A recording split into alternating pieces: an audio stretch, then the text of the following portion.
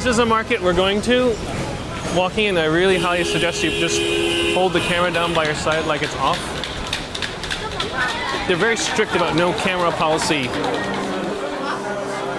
It's so busy. A lot of the parts here are remanufactured, recycled. Some are new, some are fake. Replacement batteries and screens for Samsung tablets, backings for Samsung tablets. And then you see back over there, see those big chests of safes over there? All cash. If you want to buy cases for your iPhone to sell like new, you can buy empty boxes. These are just empty boxes they're selling. So this woman is selling iPhone 5Cs. Those are not new, but authentic. They're used and recycled. Another guy here swapping out parts casually. All the tools you need to repair phones, like the vacuum chambers, the wire cutters to remove the screens, jigs to like hold everything in place and align up the screens. The incessant cracking of packing tape. That's a sign of a deal closed. And then you pop out here in a suburbia. Welcome to the suburbs. Oh my gosh, I love Shenzhen. You can't talk bad about Shenzhen.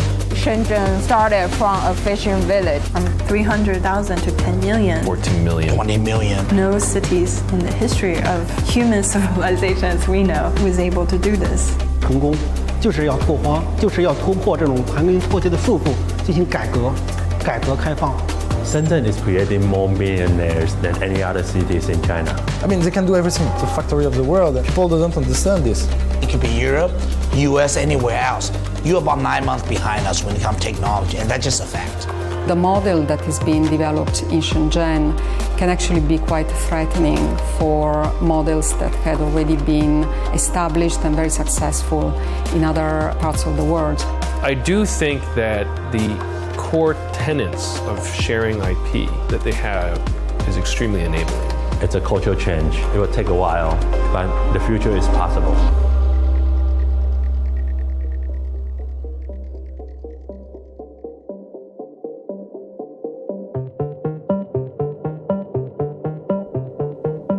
It's not that Silicon Valley got divorced from technology. They're very much about technology. They just kept moving up the stack. And the key thing that drove that, in my opinion, was Moore's Law. Moore's Law is named after Gordon Moore, who was one of the founders of Intel. In like 1960s, he came out with a paper. He predicted that every 2 years, I believe it was, the number of components that could fit in the same piece of silicon would double. And so in 1 year, you could fit 10 transistors in here. 2 years later, it would be like 20, then 40. A decade on, you're talking about like millions and then billions. Imagine you have a printer and you're printing pages and you want to be more efficient. Well, you go from a 12-point font to a 6-point font, fitting twice as many characters on one page, and you're getting twice as much information out of your printer all in one go. And that's literally all Moore's Law has been, is reducing the font size of circuits. In the 70s and 80s, there were many failed research attempts to build parallel computers, right? Computers that were like, the Cray machines and the thinking machines, 60,000 processors, and scale up. And what you found was that if you spent more than 2 years of research time to try and double the performance of your computer, it was by far cheaper just to sit back and wait and let guys like Intel just move Moore's Law ahead and buy the next fastest processor. And so what you found was that actually being in hardware wasn't profitable. And so what really sold products back in the day was features.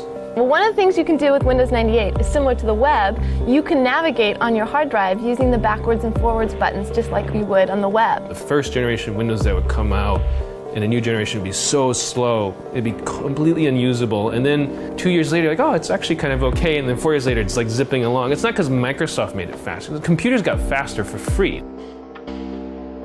And so people are able to now not have to worry about writing detailed stuff in C code. They could use high-level languages. They're able to use like web pages, and then JavaScript comes along. And with all of that sort of fervor going on and people chasing that innovation, there was no value in soldering parts. There really wasn't. In 1983, worldwide sales of personal computers increased 76%. But last year, the increase was only 19%. And this year, analysts predict that sales growth will slow to about 4%. Losses among the two largest home computer makers through June of this year surpassed $600 million. And that building of stuff had to go to an economy where people were paid a lot less. And what you see is now that Silicon Valley, the whole tech ecosystem is sort of like driven as far as the road goes, and now Moore's Law sort of is ending or ended, and the car is still kind of gliding off the cliff, right? But there's no more road underneath it.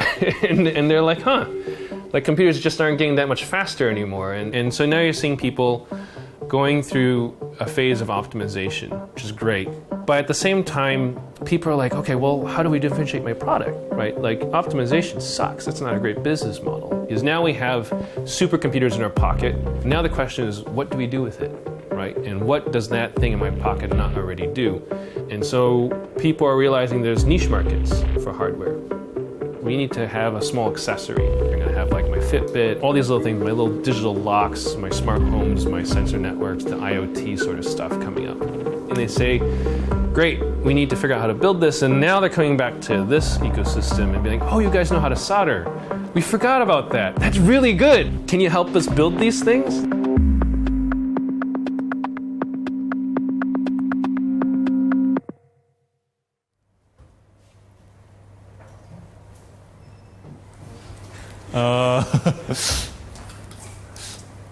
What should we say?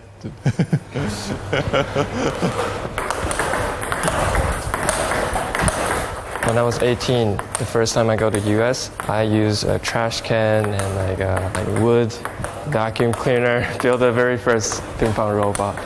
We want a robot that's just like you, but slightly better, so you always feel challenged.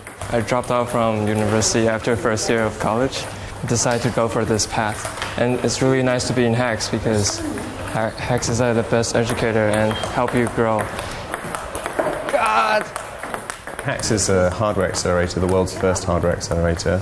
We take teams that come in with a proven technology and a prototype and help them to get ready for market launch. We provide $100,000. We help them with electrical engineering, design for manufacture, industrial design, mechanical engineering, their market strategy, how they're going to launch, and for that we take 9% equity in the startups. I'm Thomas, co-founder of Rovenso, and at Rovenso we make big robots. We use a kind of spatial joystick. It's usually used in surgery, these things. It's a force feedback joystick. The market that we target is the one of nuclear decommissioning. And what you can see here is a small version of a robot. And now at HAX we are building the very big version. So you can compare the wheel size, that will be something quite huge. The bigger version of the robot will transport a robotic arm to automate some of the part of the decommissioning work. Shenzhen's, as everybody now knows, the hardware capital of the world, right? So this has been our home ever since the start. The reason we come here and take the teams here is because of the ecosystem around, which helps them to build products really fast, and from initial concept all the way up to final product release into the market. Neura is a headphone company. We're making the world's first tunable headphones. They work out how you hear and provide the perfect music for you. So I can show you here the hearing profiles of my colleague Luke and my hearing profile. What you can see is that there is this difference at certain frequencies between the way that Luke is sensitive to that particular note or sound, the way that I'm sensitive to it. What our headphones do is sonically mould the sound and make sure that what we hear is not too bassy, it's not too trebly, it sounds balanced, it sounds even, and it sounds the way that it was recorded. Anybody who's going through research and development, they're better off doing it here because they can get things made so much quicker and so much cheaper. I mean, you try doing something like that in the UK, it'll take you around a month, typically, to make something which is a specialist from an engineering firm. Here you can do it in a couple of days. Let's say we completely design a new robot. We can get it out pretty much in a week. Even if there's 10 parts, we can send it out or we can do it ourselves. So you get 10 3D printers to print at the same time, and you get all the parts, put it together, and just fire. I've never seen any prototyping like that when we were in States. For some of the standard parts, we can order in the morning, and then we get it in the afternoon or the day after. We can get manufactured parts in a few days. In Switzerland, we were planning to do this robot in 9 months. And here we have the opportunity to make it in 3 months. So it's really a race. If you look back through the years, like obviously Shenzhen, it became a manufacturing hub very, very quickly. And not that long ago was literally rice paddies. Academic-wise and in popular media, it's usually summarized in one sentence, which is that Shenzhen was a small sleeping fishing village, and then because it was designated as a special economic zone, it became a metropolis overnight. That singular sentence is what I'm trying to demystify through my work. Today, exactly how many people live in Shenzhen is a mystery. The number 10 million is used more as a reference. So from 300,000 to 10 million, this population grows. No cities in the history of human civilization as we know that was able to do this. Prior to 1980s, China was in a very poor economic state. There was a stagnation of industry. There was a planned economy. No one was allowed to own business. It was a very poor country. The leaders in Beijing have been thinking about what can they do to try to lead the country out of poverty.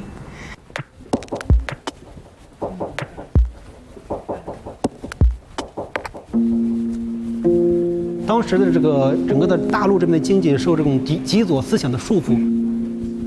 整个经济陷入那种困顿状态。这张图呢，就是反映了当时77年的时候，深圳这个地区和香港那边的这个居民收入的一个对比，差了很多，有10倍的差距。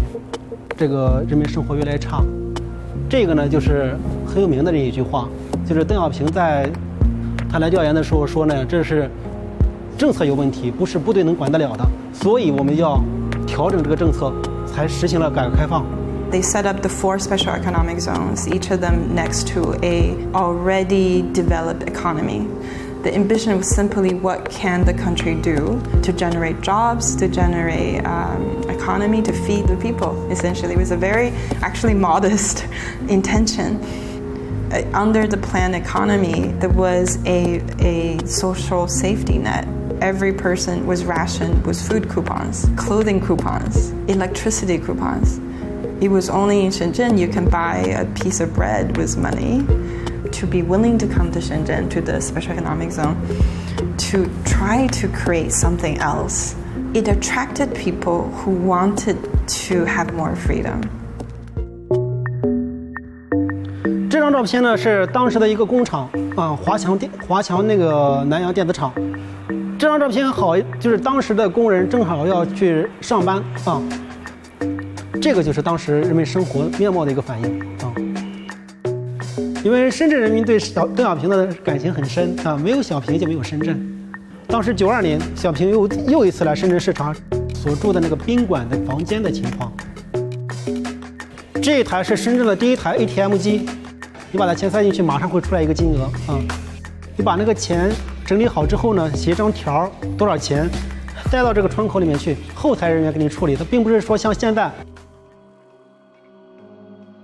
当时赋予的它的使命呢，就是技术、知识、对外政策的窗口我们要引进国外的先进的知识和理念所以就是说，在深圳这边先试验成功了，再向这个全国来 推广，这是小平说的“摸着石头过河”，这个石头就是深圳。